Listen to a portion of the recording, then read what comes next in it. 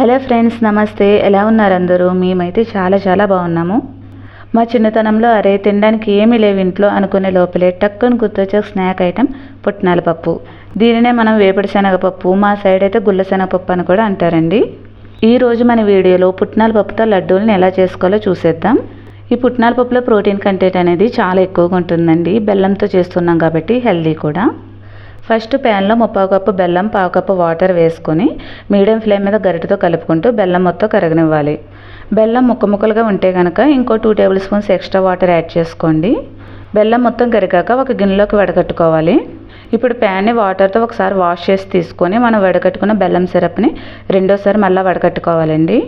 బెల్లాన్ని ఇలా రెండోసారి కూడా వడకట్టుకోవడం వల్ల మిగిలిపోయిన చిన్న నలకలు కూడా ఫిల్టర్ అయిపోతాయి. ఇప్పుడు ఇందులో 1 టీ స్పూన్ నెయ్యి, 1/2 టీ స్పూన్ యాలకుల పొడి వేసుకుందాం. నెయ్యి వేసుకోవడం వల్ల స్మెల్ బాగుంటుంది, టేస్ట్ బాగుంటుంది. లడ్డూలా చుట్టుకున్నాక షైనీగా చూడడానికి కూడా బాగుంటాయండి. మనకి కరెక్ట్గా పాకం వచ్చిందో లేదో తెలుసుకోవడానికి కొంచెం సిరప్ని కొంచెం వాటర్లో వేసి చెక్ చేసుకుంటే ఇలా ఉండకడితే కనుక మనకి పాకం రెడీ అయిపోయినట్టే. మనకి పాకం రెడీ అయిపోయాక స్టవ్ ఆఫ్ చేసుకొని 1 కప్పు పుట్నాల పప్పు వేసుకోవాలి. 1 కప్పు పుట్నాల పప్పుకి 3/4 కప్పు బెల్లం కరెక్ట్గా సరిపోతుందండి. పాకం మొత్తం పప్పుకు పట్టేటట్టు కలుపుకోవాలి.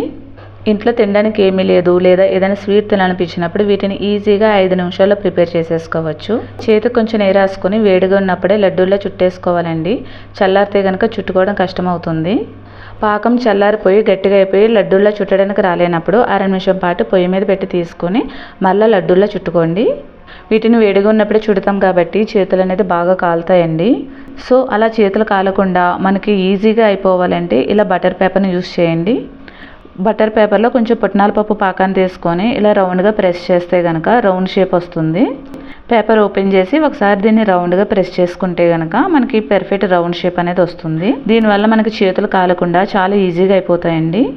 చూసారు కదండి, మనకి చాలా ఈజీగా సింపుల్గా ఒక హెల్దీ స్నాక్ అనేది రెడీ అయిపోయింది. మీరు కూడా దీన్ని తప్పకుండా ట్రై చేయండి. ఈ వీడియో నచ్చితే ప్లీజ్ లైక్ చేసి షేర్ చేయండి. ఛానల్ని సబ్స్క్రైబ్ చేసుకోండి. Thank you for watching.